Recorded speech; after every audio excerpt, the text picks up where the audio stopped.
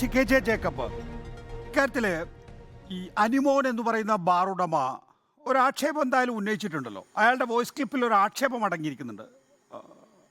മദ്യനയം പരിഷ്കരിക്കാൻ പോവുകയാണ്, നമ്മൾ പണം കൊടുത്താലേ കാര്യങ്ങൾ നടക്കൂ എന്നാണത്.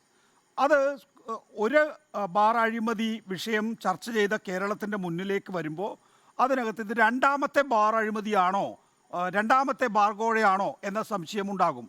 നോക്കൂ, സർക്കാരിനെ സംബന്ധിച്ചിടത്തോളം അക്കാര്യത്തിൽ യാതൊന്നും മറക്കാനില്ല എങ്കിൽ സർക്കാർ അക്കാര്യത്തിൽ കൂടി ഒരു അന്വേഷണം, ശരി, ഗൂഢാലോചന വിഷയമുണ്ടെങ്കിൽ ഗൂഢാലോചന അന്വേഷിച്ചോളട്ടെ, അതിനാർക്കും തടസ്സം ഉണ്ടാവില്ലല്ലോ.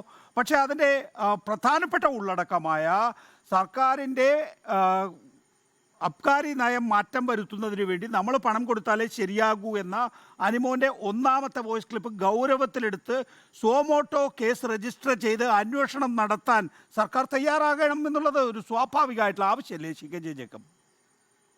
സർക്കാർ അതിനകത്ത് എവിടെ ഇൻവോൾവ് ആണെന്നുള്ളതാണ് എനിക്ക് മനസ്സിലാവാത്തത്. സർക്കാരിന്റെ നയത്തെ ജാമ്യം നിർത്തി കുറച്ച് പേർ പണം പിരിക്കുന്നു എന്നാണ് അവർ പറയുന്നത്. അപ്പൊ ആരോപണം എവിടെ നിന്ന് വന്നു എന്നുള്ളതാണ് അന്വേഷിക്കേണ്ടത്. പണം പിരിച്ചു എന്നാണ് ആരോപണമെങ്കിൽ സർക്കാരിന് കൊടുക്കാൻ വേണ്ടി പണം പിരിച്ചു, അല്ലെങ്കിൽ സർക്കാരിന് കൊടുക്കാൻ വേണ്ടി പണം പിരിച്ചു, സർക്കാരിന് പണം കൊടുത്തു, അല്ലെങ്കിൽ സർക്കാരിൽ ആർക്കെങ്കിലും പണം കൊടുത്തു എന്നുണ്ടെങ്കിൽ സർക്കാർ നേരിട്ട് ഇൻവോൾവ് ആണ്. ആ കാര്യത്തിൽ എനിക്ക് സംശയമേ ഇല്ല. ഇത് അദ്ദേഹം തന്നെ മലക്കം പറഞ്ഞ ഒരു ആരോപണം. അതിന്റെ പുറത്ത് ആ ആരോപണം എവിടെ നിന്ന് വന്നു എന്നതാണ് അന്വേഷിക്കേണ്ടത്. സർക്കാർ അവിടെ എന്താണ്, സർക്കാർ എങ്ങനെയാണ് ഡയറക്റ്റായിട്ട് ഇൻവോൾവ് ആകുന്നത്? പിന്നെ നികേഷനോട് പറഞ്ഞാൽ എനിക്കിത് ഉറപ്പാണ്. കാരണം ഇതിൻ്റെ അകത്ത് സർക്കാരിന്റെ ഏതെങ്കിലും വിധത്തിൽ സർക്കാർ ഇൻവോൾവ് ആണ് എങ്കിൽ ഉറപ്പായിട്ടും ഇതിൽ വളരെ സീരിയസ് ആയിട്ടുള്ള അന്വേഷണം വേണമെന്ന് ഞാനും ആവശ്യപ്പെടും. സർക്കാർ ഇവിടെ എവിടെയാണ് ഇൻവോൾവ് ആയിട്ടുള്ളത് എന്ന് കൂടി പറയണം. ഇവിടെ ഉള്ളത് സർക്കാരിന്റെ മദ്യനയത്തെ ജാമ്യം നിർത്തി ആരോ പണം വാങ്ങിയതായിട്ടുള്ള ആരോപണമാണ്. അതല്ലേ അവിടെ ഒരു ക്രൈം നടന്നിട്ടുണ്ടോ? എനിക്കറിയത്തില്ല. സർക്കാർ അഴിമതി നടന്നതായിട്ട് ഈ ആരോപണത്തിൽ ഒരു അഴിമതി ഉണ്ട്. നമ്മൾ സാധാരണ FIR രജിസ്റ്റർ ചെയ്യാൻ നേരത്ത് ആലോചിക്കുന്ന ഒരു കാര്യം, ഈ സംഭവം നടന്നിട്ടുണ്ടെങ്കിൽ അതൊരു ക്രൈമാണോ എന്നുള്ളതാണ്. ഇങ്ങനൊരു ആരോപണം ഉന്നയിച്ചാൽ അതൊരു ക്രൈമാണോ? അല്ല, ഇവിടെ ഒരു പ്രധാനപ്പെട്ട വിഷയമുണ്ട് കെ ജെ ജേക്കബ്. നമ്മുടെ നാട്ടിൽ എല്ലാ ആളുകൾക്കും സംഘടനയുണ്ട് അല്ലേ, പലതരത്തിലുള്ള സംഘടന. ഇവർക്ക് മാത്രം എന്താ ഇത്ര കൊമ്പ്? നോക്കൂ, ആളുകളെ കുടിപ്പിച്ച് കിടത്തിയിട്ട് കുറേ പൈസ ഉണ്ടാക്കി രാഷ്ട്രീയത്തെ നിയന്ത്രിച്ച് കളയാം എന്നിവർ കുറേ കാലമായി വിചാരിക്കുന്നുണ്ട്. മുൻകാലങ്ങളിൽ ഈ ബാർ ഉടമകളിൽ നിന്ന് മാത്രമായിരുന്നു രാഷ്ട്രീയ നേതാക്കൾ പണം വാങ്ങിയിരുന്നത്, വേറെ സോഴ്സ് കുറവായിരുന്നു. ഇപ്പോൾ പലതരത്തിലുള്ള സോഴ്സ് ഉണ്ട്. ബാർ ഉടമകൾക്ക് അത്രയധികം പ്രീതി രാഷ്ട്രീയക്കാരിലില്ല. പക്ഷേ ഇപ്പോഴും അവർ വിചാരിക്കുന്നത് ഞങ്ങളാണ് ഈ രാഷ്ട്രീയത്തെ നിയന്ത്രിക്കുന്നത് എന്നുള്ളതാണ്. അതിൻ്റെ അടിസ്ഥാനത്തിലാണല്ലോ ഇപ്പോൾ അയാളുടെ രണ്ടാമത്തെ വോയിസ് ക്ലിപ്പിൽ അത് പറയുന്നുണ്ട്. എനിക്ക് പ്രസിഡന്റും മറ്റ് ഭാരവാഹികളും കുറ്റം പറഞ്ഞപ്പോൾ അപ്പോഴത്തെ മാനസികാവസ്ഥയിൽ ഇട്ടുപോയതാണ്. അപ്പോൾ അവിടെ ഒരു ഇൻറ്റൻഷൻ ഉണ്ട്. ശരി, അതിന് ഗൂഢാലോചന ഉണ്ടെങ്കിൽ ആ ഇൻറ്റൻഷൻ അന്വേഷിച്ചോളട്ടെ. പക്ഷേ കേരളത്തെ സംബന്ധിച്ചിടത്തോളം ഒരു ബാർകോഴ ചർച്ച ചെയ്തതാണ് നമ്മൾ. ഒരു ബാർകോഴയിൽ കഴമ്പുണ്ടായിരുന്നു എന്ന് തോന്നിപ്പിക്കുന്ന വിധത്തിലുള്ള സാക്ഷിമൊഴികൾ വന്നതാണ് നമ്മുടെ മുന്നിൽ. അപ്പോൾ ഇത് വീണ്ടും ആവർത്തിക്കപ്പെടുന്നു മറ്റൊരു സർക്കാരിൻ്റെ കാലത്ത്. അതുകൊണ്ട് അതിൻ്റെ പ്രധാനപ്പെട്ട ഉള്ളടക്കം അന്വേഷിക്കാതെ നിങ്ങൾ ഗൂഢാലോചന സിദ്ധാന്തത്തിലേക്ക് പോയാൽ വിശ്വാസ്യത കിട്ടില്ല. ഇത് അന്വേഷണം തുടങ്ങിയിട്ട് ഏതെങ്കിലും കാരണവശാൽ സർക്കാരിന് പണം കൊടുക്കാൻ വേണ്ടി ഇവർ പണം പിരിച്ചുവെങ്കിൽ അന്വേഷണം അങ്ങോട്ട് പോകണമെന്നേ എനിക്കാരും തർക്കമേ ഇല്ല. നിങ്ങൾ കഴിഞ്ഞ സർക്കാരിന്റെ സമയത്ത് ഉണ്ടായത് വെച്ചിട്ട് ഇതിൽ അളക്കുന്നതിൽ എന്താണ് ലോജിക്ക് എന്നുള്ള ഒരു ചോദ്യം എനിക്കുണ്ട്. അത് ചോദിക്കാമെന്ന് എനിക്കറിയത്തില്ല. കഴിഞ്ഞ സർക്കാരിൽ ഒരാൾ പണം കൊടുത്തു, മന്ത്രിക്ക് പണം കൊടുത്തു ഒരാൾ ആരോപണം പറയുകയാണ്. ഒരാൾ പറയുകയാണ് ഞാൻ ഇതുമായി ബന്ധപ്പെട്ട് മന്ത്രിക്ക് പണം കൊടുത്തു. അങ്ങനെ ഒരു ആരോപണം ഉണ്ടെങ്കിൽ നികേഷ് പറയുന്നത് 100% ഞാൻ അംഗീകരിക്കും. മന്ത്രിക്ക് കൊടുക്കണമെന്നില്ല. അല്ല, അവിടെയാണ് കെ ജെ ജേക്കബ്. കഴിഞ്ഞ തവണ എന്താ സംഭവിച്ചിട്ടുള്ളത്? കഴിഞ്ഞ തവണ ഒരു ബാർ ഉടമ ഒരു ടെലിവിഷൻ ചർച്ചയിൽ ആദ്യം അദ്ദേഹം പറയുകയാണ് ഞാൻ 1 കോടി രൂപ കൊടുത്തിട്ടുണ്ടെന്ന് പറയുന്നു. ആങ്കർ തിരിച്ച് ആ ബാർ ഉടമയോട് ചോദിക്കുകയാണ് അത് ഇന്ന മന്ത്രിക്കാണോ എന്ന് ചോദിക്കുകയാണ്. അതെ എന്ന് ഉത്തരം പറയുകയാണ്. അത് മാത്രമായിരുന്നില്ലല്ലോ ആ അന്വേഷണം പിന്നീട് ആർക്കൊക്കെതിരെ പോയി? പിന്നീട് കെ ബാബുവിലേക്ക് പോയി, VS ശിവകുമാറിലേക്ക് പോയി, രമേശ് ചെന്നിത്തലയിലേക്ക് പോയി, അങ്ങനെ നിരവധിയായ ആളുകളിലേക്ക് പോയി. ആ വിജിലൻസ് അന്വേഷണം ആ നിലയിൽ തന്നെ ഇവരെയൊക്കെ തന്നെയും പ്രതി ചേർത്ത് കേസെടുക്കുകയും ഒക്കെ ചെയ്തിരുന്നത് നമുക്കറിയാവുന്നതാണ്. ഇവിടെ ഒന്നാമത്തെ വോയിസ് ക്ലിപ്പ് വന്നതിന് ശേഷം കെ ജെ ജേക്കബ്, ഞാൻ നേരത്തെ ചൂണ്ടിക്കാണിച്ച പോലെ തന്നെ ഈ അനിമോൻ മിണ്ടുന്നില്ല, അനിമോൻ ഫോൺ എടുക്കുന്നില്ല. ഒരൊറ്റ ബാർ ഉടമ വന്നിട്ട് അതല്ല ഇതാണ് സ്ഥിതി എന്ന് പറയുന്നില്ല എന്നുള്ളതാണ്. ഇപ്പോൾ UDF സർക്കാരിൻ്റെ കാലഘട്ടത്തിൽ എങ്ങനെയാണോ ഈ നാട്ടിൽ കാര്യങ്ങൾ പുരോഗമിച്ചത് അതുപോലെയല്ല LDF. ഇവരുടെ ഇരുമ്പും മറക്കുള്ളിൽ നിന്ന് ഒരു കാര്യവും ഒരാൾക്കും ഉന്നയിക്കാൻ, ആർക്കെതിരെ ആരോപണം ഉന്നയിച്ചാൽ പിന്നെ അയാളുടെ വ്യവസായം പൊട്ടിച്ചുകളയും. നികേഷ്, എന്റെ അഭിപ്രായത്തിൽ ഈ അന്വേഷണം സർക്കാർ തുടങ്ങിക്കഴിയുമ്പോൾ ഏതെങ്കിലും ഒരു ബാർ ഉടമ എനിക്കൊന്ന് ബാർ ഉടമ എന്നുള്ളതല്ല, കേരളത്തിലെ ഏതെങ്കിലും ഒരു പൊതുപ്രവർത്തകൻ, ഒരു MLA, ഒരാൾ ഇതിൻ്റെ കാര്യത്തിൽ അഴിമതിയുണ്ട് എന്ന് ഉറച്ചു പറഞ്ഞാൽ സർക്കാർ അന്വേഷണം അങ്ങോട്ട് നീട്ടണം എന്ന് വിശ്വസിക്കുന്ന ആളാണ്. എനിക്കൊരു തർക്കമില്ല. അതായത് എന്തായാലും ക്രൈംബ്രാഞ്ച് അന്വേഷണം തുടങ്ങിയല്ലോ. അന്വേഷണം തുടങ്ങിക്കഴിയുമ്പോൾ ഒരാൾ പറയും ഞങ്ങൾ സർക്കാരിന് കൊടുക്കാൻ വേണ്ടി പണം പിരിച്ചു എന്ന് പറഞ്ഞാൽ അതിനെക്കുറിച്ച് അന്വേഷിക്കണം.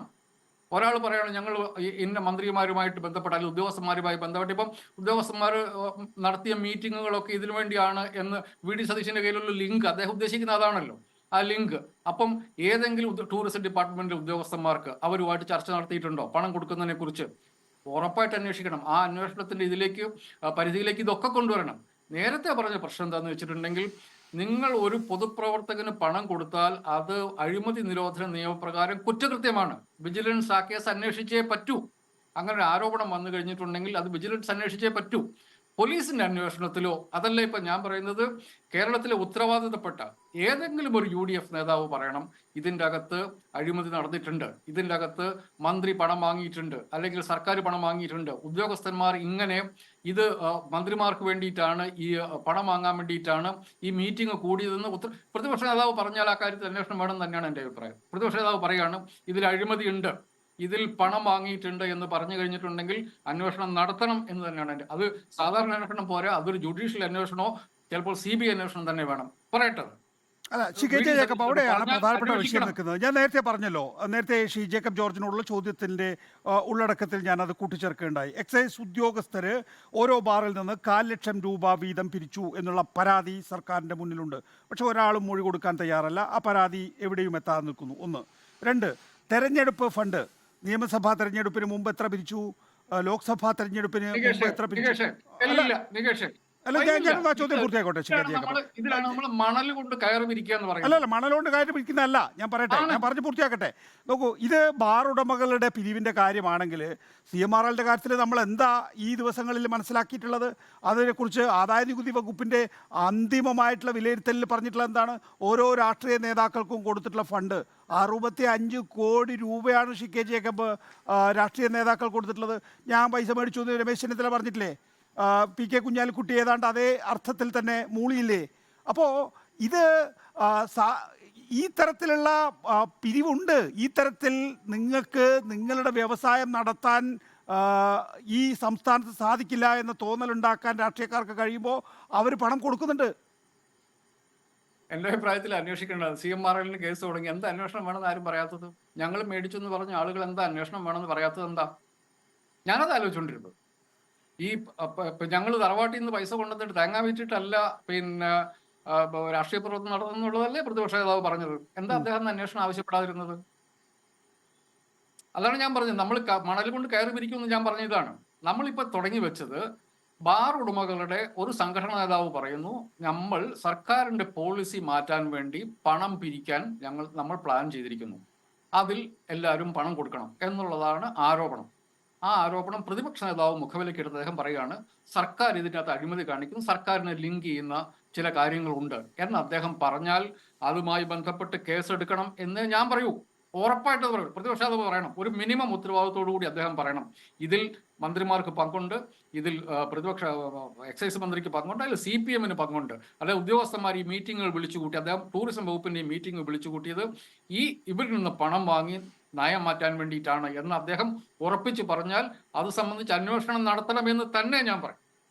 പക്ഷേ ജേക്കബ്, എൻ്റെ ചോദ്യം ഇതാണ്. അതായത് എൻ്റെ വ്യവസായം പെരിയാറിൽ മലിനീകരണം ഉണ്ടാക്കുന്ന വ്യവസായമാണ്.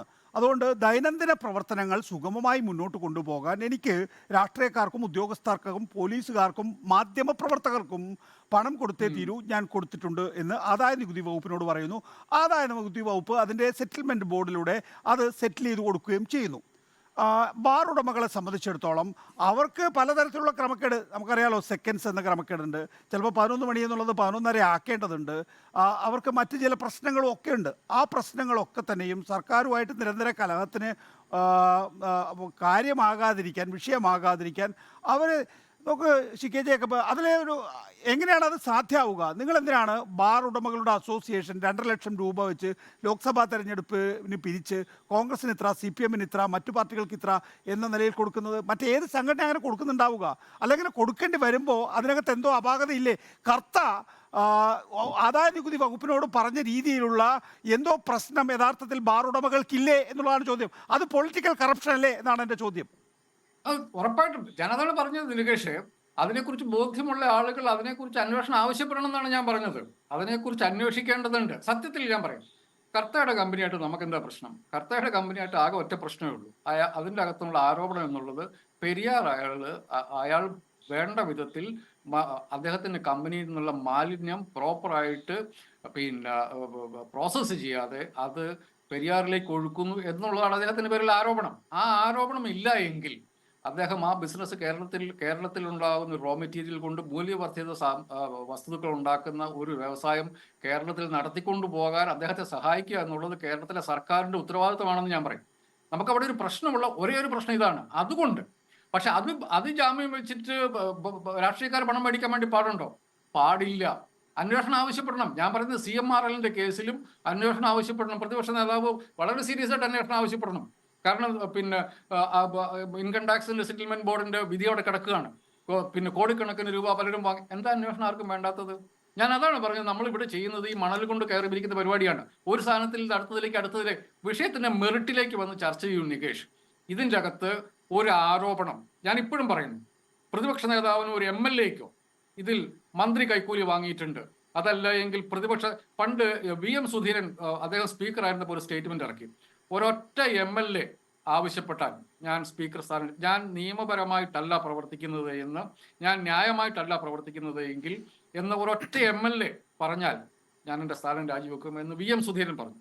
ഇതേപോലെ കേരളത്തിലെ മന്ത്രിമാരും പറയണം എന്നുള്ളതാണ് എൻ്റെ അഭിപ്രായം. ഒരൊറ്റ MLA പ്രതിപക്ഷ നേതാവ് പറയാണ് ഈ കാര്യത്തിൽ ഞങ്ങൾ അഴിമതി ഉണ്ട് എന്ന് ഞങ്ങൾക്ക് ഉറപ്പുണ്ട്, ഇന്നതാണ് ഞങ്ങളുടെ ലോജിക്ക്, നിങ്ങൾ അന്വേഷണം നടത്തണമെന്ന് പറഞ്ഞാൽ അന്വേഷണം നടത്തണം.